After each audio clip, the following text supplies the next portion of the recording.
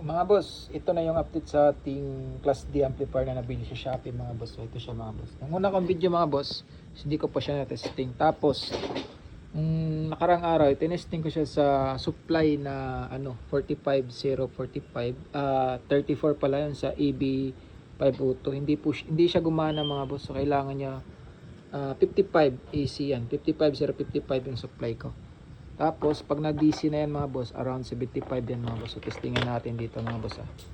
Meron akong tester. So, negative, ground to positive tayo mga boss. Ayan, 74. Tapos, ground to negative naman, 74. Pag positive negative mga boss, yan, so mga around 150 DC. So, pumupula yung tester natin kasi high voltage po siya. So ayan mga boss, wala siyang humming. Yan, naka bluetooth lang ako. Tapos input dito.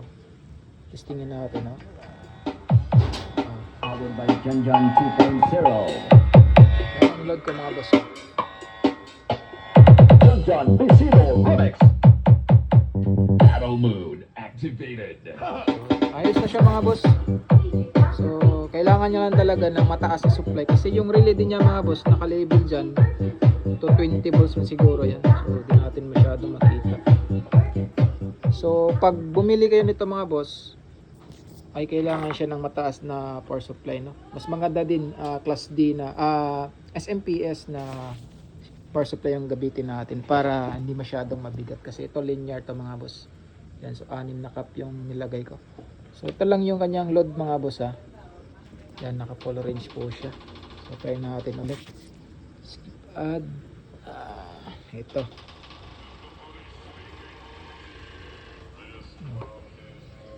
Palit tayo ng music. So malinis yung kanyang tunog mga boss oh.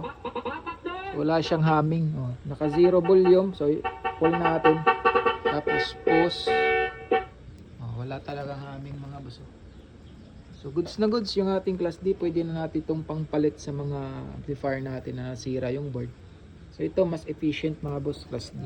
So hindi IRS yung kanyang driver mga boss. Oh. Iba din na mas matibay yan mga boss, mas malaki. So try natin ito.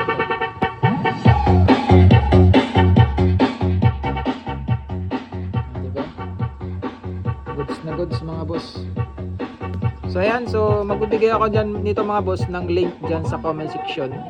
So pakiclick na lang mga boss no kung gusto nyo rin ng ganitong amplifier no. So Class D po yan mga boss.